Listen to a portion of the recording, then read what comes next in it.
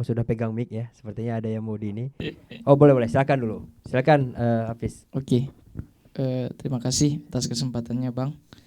Mungkin saya ingin juga menanggapi sekaligus ada beberapa pertanyaan yang ingin saya sampaikan. Mungkin siapapun bisa menjawab nanti kan. Mungkin terkait dengan ruang diskusi yang disampaikan oleh Abang kami Bang Lazuardi, senior juga sebenarnya di kampus. Sebenarnya begini, menurut saya hari ini ruang diskusi itu betul-betul penting harus kita lakukan ketika kita memikirkan masyarakat, pikirkan umat lah terkait dengan kebijakan-kebijakan yang akan dilakukan atau disampaikan oleh pemerintah. Artinya bukan kita ingin mencampuri urusan dari pemimpin, bukannya kita tidak percaya dengan pemimpin kita, akan tetapi kan banyak nih masukan dan saran dari masyarakat yang perlu dipertimbangkan. Nah, makanya saya sampaikan tadi komunikasi itu harus betul-betul diprioritaskan. Nah, mungkin saya sedikit memberikan sudut pandang nih, kenapa ruang diskusi kita di Aceh sangat kurang gitu. Komunikasi mungkin dari pemerintah terhadap masyarakat ataupun bahkan di ruang-ruang masyarakat sendiri. Itu semua penyebabnya adalah karena dinamika politik. Nah, dampak dari dinamika politik yang terjadi di Aceh menurut saya. Karena kenapa? Misalnya nih si A, saya secara personal lah, kalau seandainya saya datang ataupun berkunjung melakukan membuka ruang diskusi ke DPR, dikatakan itu sebuah isu politis. Berarti saya pro terhadap DPR ataupun saya pro terhadap si A ataupun si B. Kalau seandainya saya diskusi dengan si B, si A, saya pro terhadap si A, saya berarti oposisi dari si B.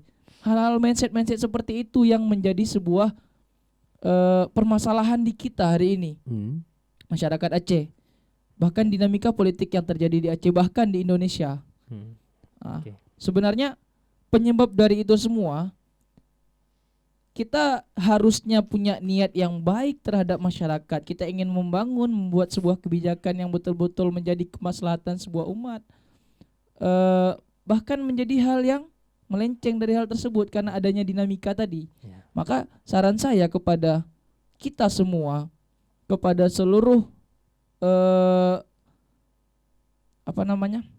pelaku politik lah, mari sama-sama dewasa dalam berpolitik. Karena apalagi ini ke depan kita sudah sama-sama tahu dinamika pasti akan semakin panas gitu. Dari zonanya kuning menjadi lebih merah lagi gitu. Jadi panas suhunya. Oke, masuk ke pertanyaan tadi. Masuk ke pertanyaan. Jadi beberapa waktu yang lalu ataupun sering lah dari kebijakan ini mulai dipublikasi kepada masyarakat, ada beberapa pertanyaan ataupun keraguan dari mahasiswa yang hari ini masih belum ada jawabannya. Oke, apa itu? Jawabannya itu mungkin kita sama-sama tahu Aceh mempunyai potensi alam yang baik untuk dikembangkan, baik secara mandiri maupun secara bekerja sama gitu. Potensi pariwisata, alam dan lain sebagainya lah. Artinya akan banyak investasi-investasi yang dapat kita lakukan di Aceh. Nah, dengan adanya kebijakan ini, kanun LKS sendiri, apakah ada sebuah dampak yang menghambat investasi tersebut atau bagaimana gitu? Nah, mungkin terima kasih. dapat dijawab oleh apakah siapapun lah yang ada di sini. Oke, yang jelas bukan saya yang menjawab. Iya, terima kasih.